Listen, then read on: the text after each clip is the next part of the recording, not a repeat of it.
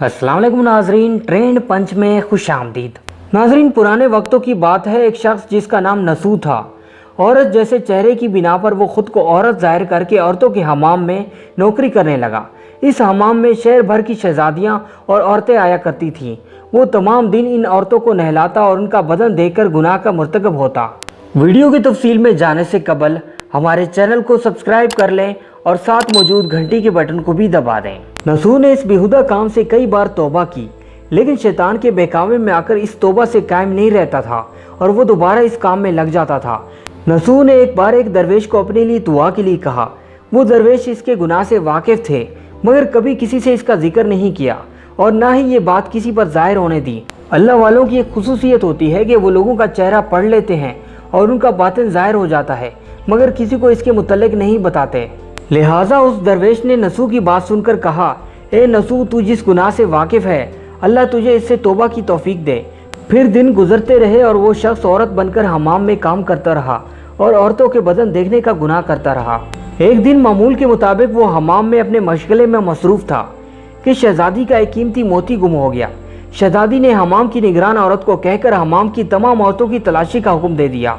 फिर हमाम की तमाम औरतों की बारी बारी तलाशी लेना शुरू कर दी। नसू के दिल में चोर था, उसे डर था कि अगर तलाशी ली गई तो कहीं उसका राज खुल ना जाए, सबको मालूम ना हो जाए कि वो एक औरत नहीं मर्द है। इस बात का सोचकर उसे अपनी मौत नजर आने लगी।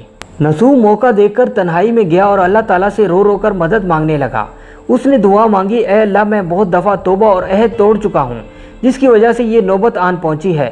अगर मेरी तलाशी ली गई तो मैं सख्त मुसीबत में पड़ जाऊँगा। इस डर और गम की वजह से मेरे सीने में आग सी लग गई है। या बारी ताला, तेरी मदद के सिवा मुझे कोई नहीं बचा सकता।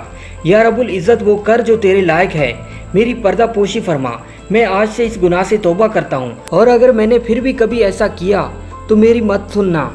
ये दुआ मांगने के बाद नसू इतना रोया कि रोते रोते बेहोश हो गया। अल्लाह ताला ने उसकी फरियाद सुन ली और उसके साथ ही हमाम में ऐलान किया गया कि मोती मिल गया है। तलाशी का अमल रोक दिया गया।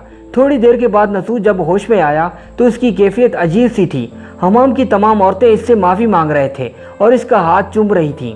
वो शर्मिंदा थी कि उन्होंने इस पर शक किया।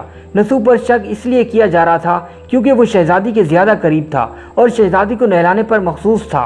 शहजादी से कुर्बत होने की वजह से होना तो ये चाहिए था कि सबसे पहले इसकी तलाशी ली जाती, मगर उसे वक्त दिया जा रहा था कि अगर मोती उसके पास है तो वो उसे किसी जगह पर रख दे और सज़ा से बच जाए। लेकिन नसू हमाम की औरतों से कह रहा था कि ये सब अल्लाह ताला का करम है, उसने मेरी इज्जत रखी।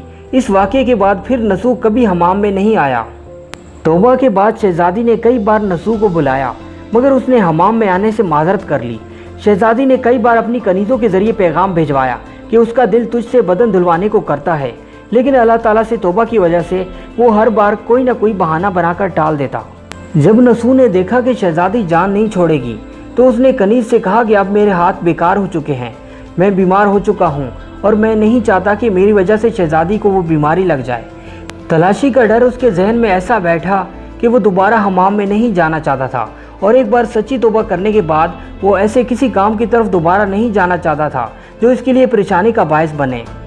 हकायत रूमी का ये किस्सा ऐसा मशहूर हुआ कि लोगों ने तौबा को तौबा नसू कहना शुरू कर दिया।